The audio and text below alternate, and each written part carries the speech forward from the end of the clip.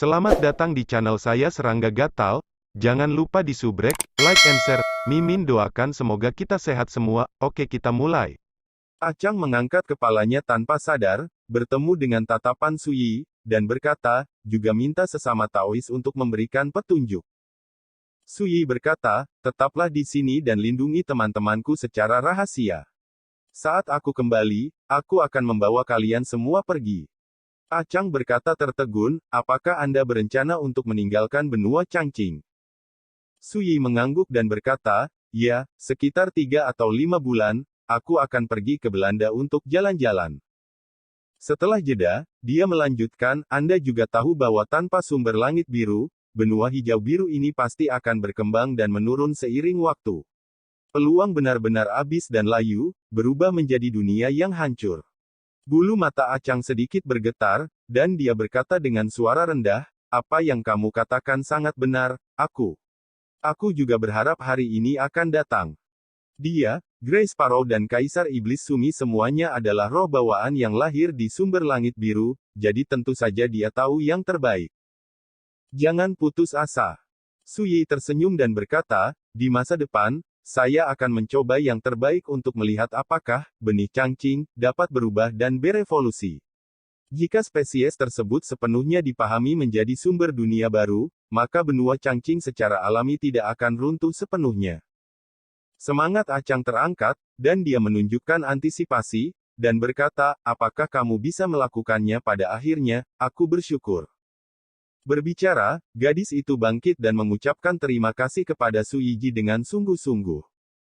Dia tahu lebih baik daripada siapapun di dunia bahwa benih yang diubah oleh vitalitas asal-usul dunia, untuk akhirnya berubah menjadi asal-usul dunia yang sebenarnya, jauh lebih sulit daripada membuktikan Tao dan menjadi seorang kaisar. Tidak hanya membutuhkan waktu lama untuk berkultivasi, tetapi juga membutuhkan usaha dan kesempatan yang besar. Demikian pula, Acang tidak terlalu yakin apakah Suyi dapat mengambil langkah ini. Tapi, dia bersedia menunggu. Harapan lebih baik daripada tidak ada harapan. Apa yang tidak diketahui Acang adalah bahwa pemuda di depannya mungkin bukan kaisar. Harap dicatat bahwa baru lebih dari setahun sejak Suyi terbangun dengan ingatan akan kehidupan masa lalunya. Sekarang, kekuatan pertempurannya luar biasa, dan dia adalah satu-satunya di dunia. Dalam waktu kurang dari 2 tahun, dia telah mencapai prestasi luar biasa di Dao besar. Di masa depan, selama dia mau, dia bisa mengolah benih Changqing sebelum benua Changqing hancur total. Untuk asal mula dunia yang sebenarnya. Bagaimanapun, benua Changqing sekarang berada di tengah-tengah dunia yang indah. Ini akan memakan waktu lama untuk berkembang dan menurun untuk runtuh. Ini juga secara tidak langsung berarti memberi Suyi banyak waktu untuk melakukan ini. Lalu apakah kamu bersedia menerima saranku? Suyi bertanya. Acang langsung setuju. Suyi merasa jauh lebih santai.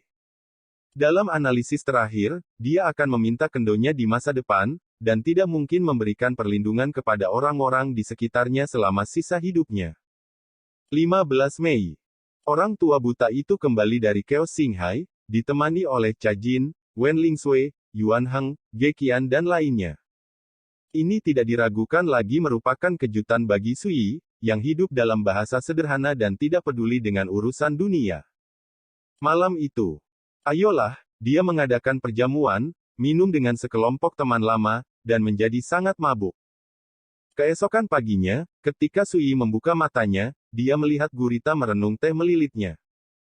Kepalanya melekat erat pada lekukan lengannya, wajahnya yang halus merona merah, pelipisnya acak-acakan, dia bernafas seperti anak kucing, dan sepasang bibir kemerahan berkilau, membuat orang ingin mencicipinya sekali suap.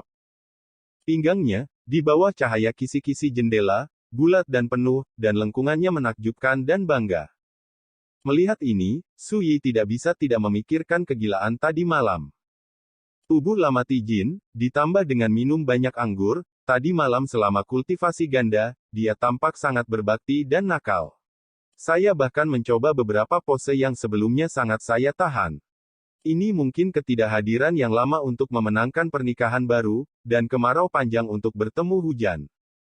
Itu karena cinta, dan cinta tidak bisa menahannya. Satu-satunya penyesalan adalah bahwa pekerjaan rumah latihan Qingwan tertunda tadi malam. Bukan karena Sui malas, tetapi karena Qingwan terlalu pemalu. Waktu berlalu hari demi hari. Dunia luar sedang berubah. Kehidupan Sui seperti sebelumnya. Namun, dengan tambahan Cha Jin, Wen Lingsui, dan lainnya, halaman Qingyun menjadi jauh lebih hidup dari sebelumnya.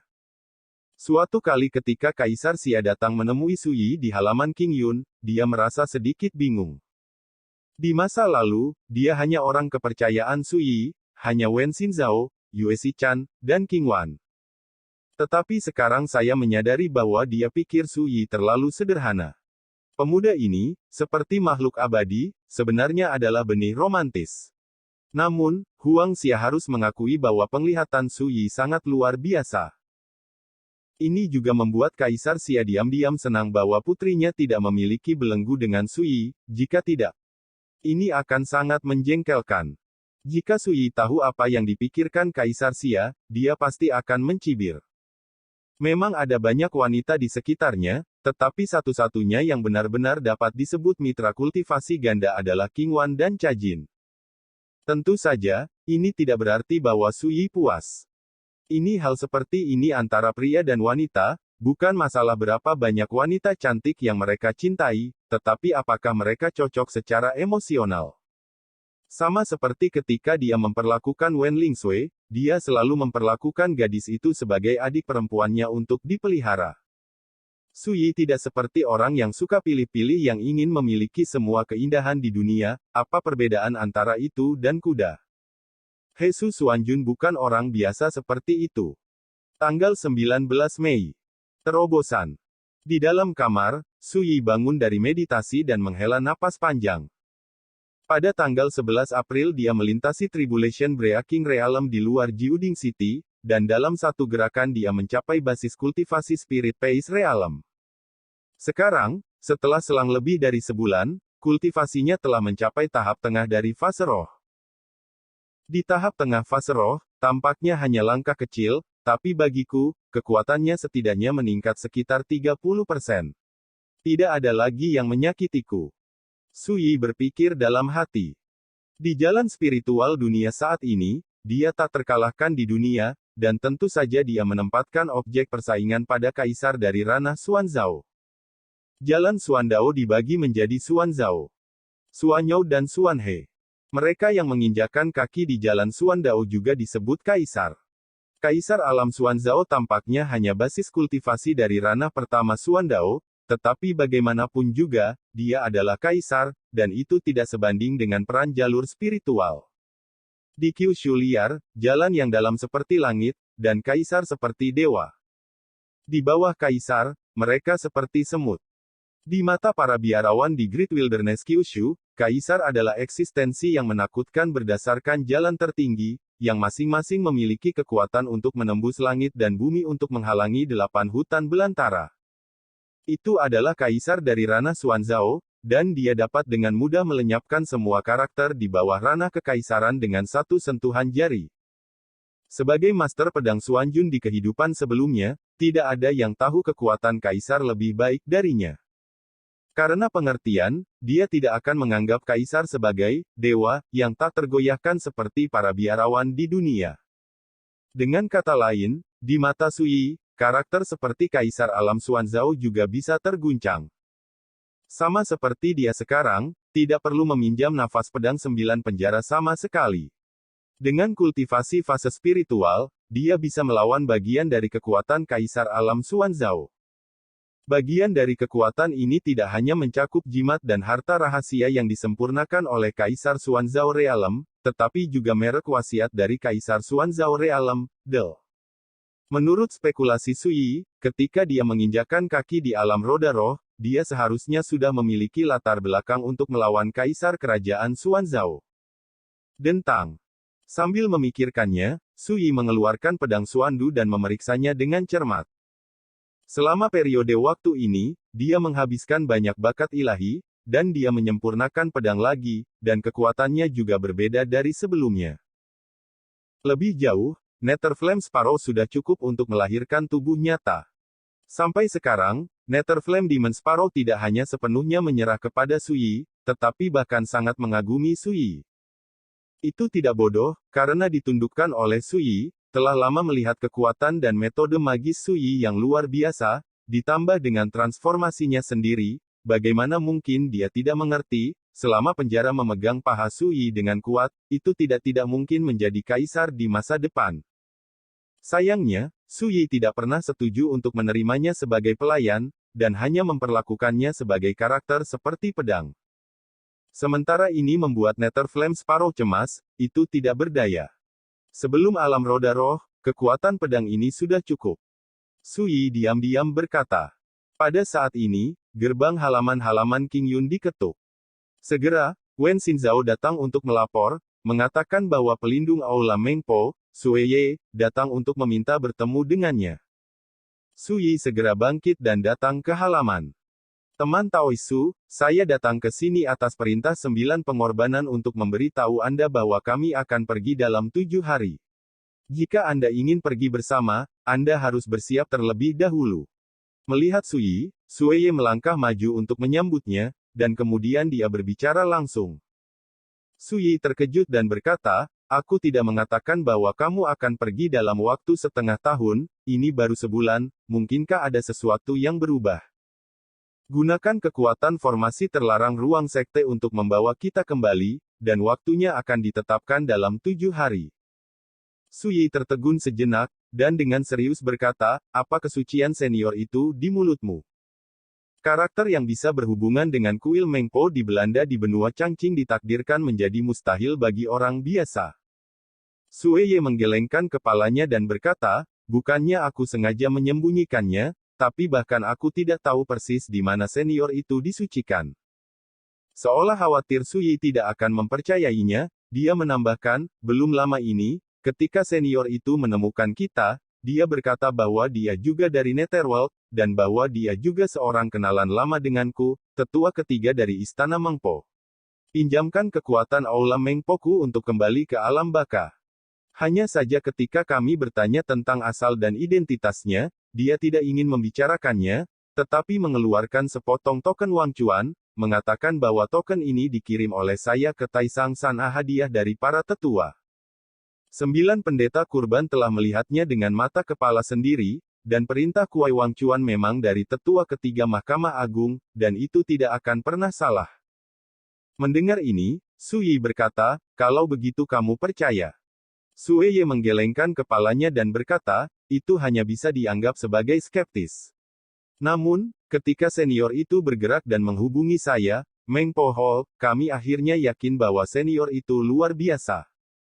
Suyi mengangguk dan berkata, yah, karena kamu telah memutuskan untuk pergi dalam 7 hari, aku tidak punya pendapat.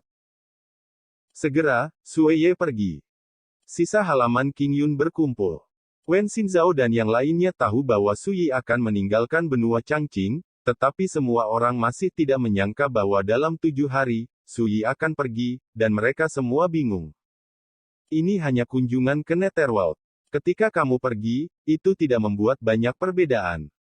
Suyi melirik semua orang, dan ketika dia melihat keengganan dalam ekspresi semua orang, dia tidak bisa menahan tawa, terlebih lagi, bukan berarti aku tidak akan kembali di masa depan. Berbicara, dia menginstruksikan Yuan Heng, pergi untuk menyiapkan jamuan makan, dan ambil kesempatan ini, saya punya sesuatu untuk dikatakan. Iya. Yuan Heng memimpin. Segera, jamuan makan diadakan di halaman.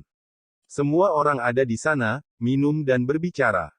Suyi mengatakan beberapa pengaturan setelah dia pergi. Padahal, itu semua hal sepele. Jika bukan karena orang-orang yang dipedulikan Suyi, dia tidak akan repot-repot mengatakan ini sama sekali. Setelah mendengar pengaturan Suyi, suasana hati semua orang menjadi lebih rendah. Suyi melihat semua ini tanpa mengatakan apa-apa. Sejak zaman dahulu banyak terjadi perpisahan yang merupakan fitrah manusia. Namun, di mata orang-orang seperti Suyi yang teguh seperti besi dan berdedikasi untuk mencari jalan, perpisahan seperti itu bukanlah apa-apa. Perlu dicatat bahwa beberapa beku mundur sekali, seringkali selama ratusan atau ribuan tahun. Saat ini dia hanya pergi ke Belanda untuk jalan-jalan, apa yang perlu disombongkan. Waktu berlalu, 6 hari telah berlalu. Dini hari. Langit cerah, di luar kota Jiuding. Orang tua buta, pergi. Sui melambaikan tangannya, melangkah ke dalam kehampaan, dan pergi. Mari kita pergi tanpa melihat ke belakang, itu disebut cik. Orang tua buta itu buru-buru mengikuti. Menyaksikan sosok keduanya berangsur-angsur menghilang ke langit, Wen Xinzhao, Cha Jin dan yang lainnya penuh kekecewaan. Hanya Qingya yang berkata sambil tersenyum, saudara Su dan yang lainnya tampaknya tidak berperasaan, tetapi sebenarnya mereka yang paling bahagia. Semua orang tercengang, dan kemudian mereka semua tertawa. Kesedihan karena perpisahan juga telah banyak berkurang. Malam itu, Sui dan lelaki tua buta itu tiba di tanah abadi. Orang-orang kuat dari Mengpo Hall semuanya ditempatkan di sebuah lembah. Ada beberapa candi yang dibangun di sini. 2 rekan Taois akan segera datang. Sosok itu kurus dan 9 pendeta yang tampak tua datang untuk menyambutnya secara langsung, dengan senyum di wajahnya. Di sampingnya adalah Cui Jingyan, yang terlihat seperti peri, tetapi memiliki temperamen yang sangat menawan. Ketika dia melihat Sui, Cui Jingyan mengedipkan matanya yang indah dan berkata sambil tersenyum, Su Xianxian, yang telah berada di bawah pedang selama 30.000 tahun, ada di sini gelombang. Suaranya dingdong dan manis, dengan sedikit keceriaan. Sui berkata dengan ringan, kenapa, kamu tidak diterima? Cui Jingyan mengerutkan bibirnya dan tersenyum, aku tidak berani. Saat berbicara, 9 pendeta telah mengundang Sui dan lelaki tua buta itu ke aula. Aula didekorasi dengan mutiara malam, dan perjamuan telah diatur lebih awal. Ketika Sui dan yang lainnya masuk, mereka melihat seorang tua dan seorang muda duduk di satu kursi. Orang tua dalam jubah Tao mengenakan jubah Tao hitam, dengan sosok kurus, sikap santai dan tenang, dan minum sendiri. Anak laki-laki itu mengenakan jubah putih, dengan alis pedang dan mata bintang, bibir merah dan gigi putih. Ini adalah teman kecil Su Yisu. Aku sudah lama mendengar tentang reputasimu. Sekarang aku melihatnya, itu benar-benar sesuai dengan reputasinya. Pria tua berjubah Tao itu bangkit sambil tersenyum dan berbicara dengan hangat. Matanya hangat dan tenang, dan suaranya seperti lonceng dan gendang, yang seperti angin musim semi. Di sisi lelaki tua berjubah Tao, lelaki muda berjubah putih juga bangkit dengan cepat dan menatap Sui dengan rasa ingin tahu. Jelas, tua dan muda sudah tahu bahwa Sui akan datang. Namun, tuan dan murid kita baru saja lewat.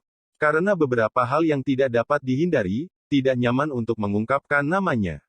Saya harap Xiao Yousu akan memaafkan saya.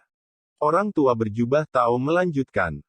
Sui memandang pria tua berjubah Tao, dan kemudian pada pria muda berjubah putih, warna aneh melintas di kedalaman matanya. Segera, dia mengangguk dan berkata, dimengerti. Memahami. Mendengar jawaban seperti itu, lelaki tua berjubah Tao itu tersenyum, tidak memperhatikannya, tetapi menatap lelaki tua buta itu lagi. Hanya dalam etiket Sui dan lelaki tua buta itu, perbedaannya dibandingkan. Namun, 9 pendeta tidak menganggapnya aneh. Lampu hantu adalah salah satu kekuatan paling misterius di dunia bawah. Juga masuk akal untuk diperlakukan dengan sopan oleh lelaki tua berjubah Tao. Tetapi lelaki tua buta itu menggelengkan kepalanya dan berkata, saya hanya hantu yang kesepian sekarang. Berkat guru Su saya bisa mengikutinya. Saya tidak mampu memperlakukan Anda seperti ini. Nadanya dingin dan jauh. Pria tua berjubah Tao itu jelas tercengang sejenak. Lampu hantu mengambil keturunan sarkofagus, tetapi menyebut Sui ini, dewasa, dan dia bahkan berpura-pura menjadi junior dalam kata-katanya. Ini menarik.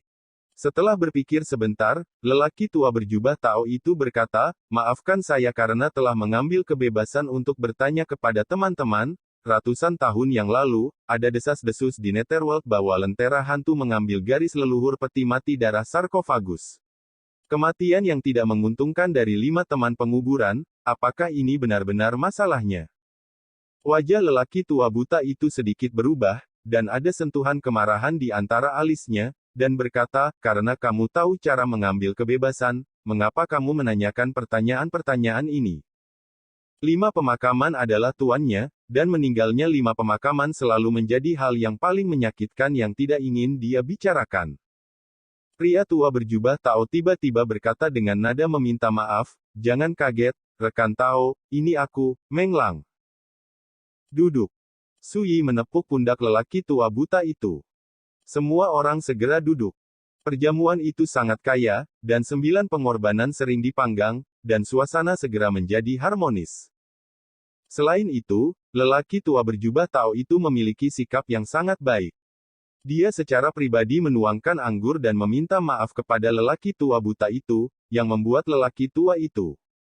Orang buta malu untuk peduli tentang apapun. Demikian pula, dapat dilihat bahwa orang tua buta, keturunan dari lampu hantu dan sarkofagus, memiliki sikap yang sangat tidak biasa terhadap Suyi, sehingga orang tua yang memperoleh jubah Tao juga mengembangkan minat pada Suyi, dan mengambil inisiatif di perjamuan. Bicaralah dengan Suyi Pan. Saya mendengar dari 9 pendeta pengorbanan bahwa Su Xiaoyou pergi ke Netherworld kali ini untuk menemukan sesuatu. Anda sebaiknya datang dan mendengarkan, mungkin saya juga bisa membantu. Pria tua berjubah itu berkata sambil tersenyum. Suyi minum segelas anggur dan berkata dengan santai, aku mendapatkannya dengan niat baik, tapi itu hanya masalah sepele, jangan repot-repot. Pria tua berjubah Tao dengan jelas melihat bahwa Suyi tidak mau membicarakan masalah ini, jadi dia menerimanya segera setelah melihatnya, dan berkata sambil tersenyum, kalau begitu aku berharap Su Xiaoyou sukses besar. Suyi tersenyum dan berkata, saya juga berharap Anda semua sukses. Pria tua berjubah Tao itu membeku sesaat, sedikit mengernyit. Dia berpikir sejenak, dan hendak mengatakan sesuatu. Saya melihat Suyi dan berkata, ngomong-ngomong, saya tidak suka gelar teman kecil. Ketika kita bertemu secara kebetulan, mereka semua lewat. Jika kita berbicara tentang perbedaan senioritas dan usia, lebih baik untuk saling memanggil teman Tao. Pria tua berjubah itu tercengang. Bocah berjubah putih di sampingnya tidak bisa menahan diri untuk tidak menatap Suyi lebih jauh. 9 pengorbanan, Cui Jingyan, dan Sueye saling memandang, dan mereka semua tampak sedikit aneh. Mereka tidak menyangka Suyi akan peduli dengan gelar itu. Apa yang dikatakan Taois Su sangat benar. Saya dulu mengandalkan yang lama untuk menjual yang lama. Tolong jangan keberatan. Pria tua berjubah Tao itu tersenyum mencela diri sendiri. Segera, dia mengubah kata-katanya dan berkata, hanya saja saya masih memiliki beberapa keraguan di hati saya. Saya tidak tahu apa yang dikatakan teman Tao tentang, sukses segera, apa gunanya. Pertanyaan ini sangat aneh, dan semua orang di sini tercengang. Tetapi melihat Suyi tertawa, dia berkata, itu hanya ucapan yang sopan, kamu tidak perlu memikirkannya. Orang ini sangat langsung. Bocah berjubah putih itu bergumam pada dirinya sendiri. Pada saat yang sama, dia juga sangat aneh. Perilaku tuannya saat ini jelas agak tidak normal, bagaimana dia bisa mengajukan pertanyaan yang membosankan seperti itu? Bagaimana kata berkat yang sopan bisa berarti sesuatu? Terlebih lagi, Suyi tampak seperti generasi yang arogan, dan kata-kata serta sikapnya tidak seperti seorang pemuda ketika menghadapi orang yang lebih tua. Kenapa aku harus peduli dengan apa yang dia katakan? Bocah berjubah putih sangat yakin bahwa jika Suyi mengetahui identitas dan perilaku tuannya, pihak lain akan terkejut dan tercengang, bagaimana dia bisa berani bersikap kasar sekarang. Dalam analisis terakhir, watak dan watak tuan terlalu baik, tidak peduli siapa yang dia lihat, terlepas dari kehormatan atau rendah diri, dia memperlakukan satu sama lain dengan sopan, sehingga orang akan salah mengira bahwa dia tidak punya kesabaran. Bocah berjubah putih diam-diam berkata. Sebelum perjamuan selesai, pria tua berjubah Tao dan tuan muda dan murid berjubah putih bangkit dan meninggalkan meja dan pergi. Di pagi hari besok, mereka akan kembali ke dunia bawah dengan orang-orang dari Meng Po Hall. Rekan Daois Su, apakah Anda tahu kultivasi seperti apa senior sebelumnya? Meskipun master dan muridnya sudah pergi, 9 pendeta menjaga suara mereka tetap rendah dan membuka formasi terlarang yang menutupi aula untuk mencegah suara menyebar. Cui Jingyan dan Sueye juga memandang Suyi. Suyi berkata dengan santai, meskipun tersembunyi dengan baik, itu masih bisa dilihat. Ada apa? 9 korban memberikan senyum masam dan berkata, karena sesama Taois telah melihatnya, jangan khawatir, seberapa berbahayanya menyinggung keberadaan kaisar seperti itu di perjamuan. Sekian dulu update-annya, tunggu lanjutannya di channel saya Serangga Gatal, di subscribe ya guys. Terima kasih.